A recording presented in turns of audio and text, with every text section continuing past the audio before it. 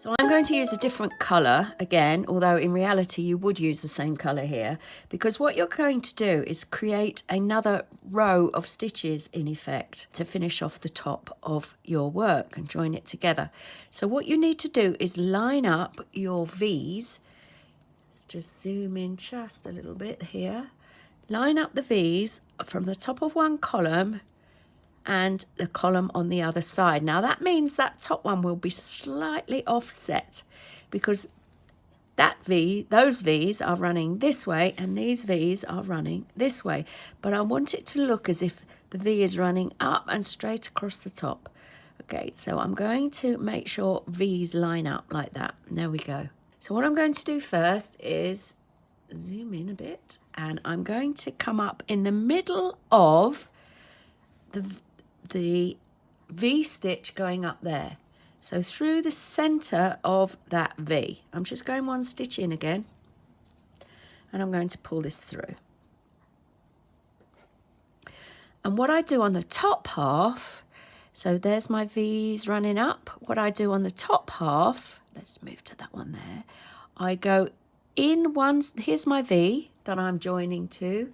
I go down one side and up the other. Now that's mimicking the shape of a knitted stitch. So let's get all that straightened up so you can see. I won't pull it too tight just yet. I'll just do a little bit more. Now we go back in to the stitch we came out of, the center of that V there, without catching the work. So I'll just lift it up a little bit. Pull that to the side, in there and up the center of the next V stitch. Pop that in and pull it across. And now I'm going to start to tighten up a little bit now. So what that's done is it's created another V, which you can quite clearly see there. Okay, so we carry on like that. We've come out the center of this stitch here. We're going to go back in over here and around that stitch there, around the back of it to mimic the next knit stitch.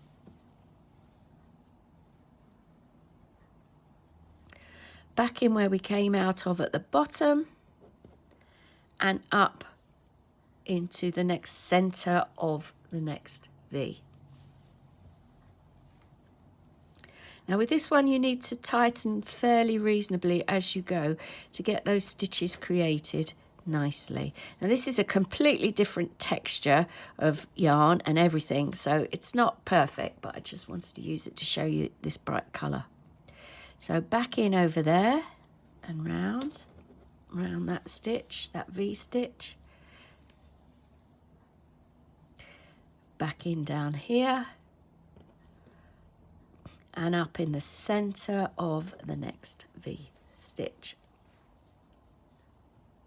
Now what I'm going to do is just turn those edges slightly in there to show you what effect that has. So there's your extra row of stitches, and it is quite neat. In there and up there, and if we were using the same type of yarn and the same colour, it would most definitely look better, but this is for the demonstration. Let's keep going down into that next one and up. Whoops, make sure I'm in the right place, and up there we go. I'll just do a few more. I can take this pin out now because this pin was to help me keep them together when I started, but I'm going to actually lift up now because that's going to be easier to work. There we go. In that one and up that one, all the way around the back of that stitch.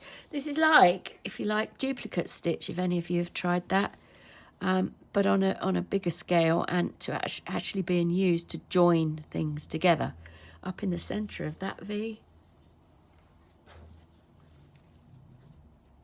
pull slightly.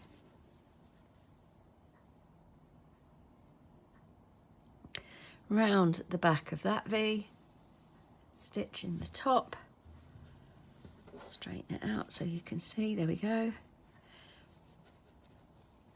and back into that one and up into the next V, center of the V. So there we are. There's all your V stitches being created nicely. And at the end, of course, this is me. I'll just even that out a little bit before we go too much further. Because it's me, I would advocate blocking again once you've done this, and you can make that nice and flat. Some people even recommend undoing one of these sides edges, but I've never been that brave before. I think it's safer to just leave them there and work the mattress stitch across and block afterwards. So there you have it. Mattress stitch used to join a top and a bottom edge together.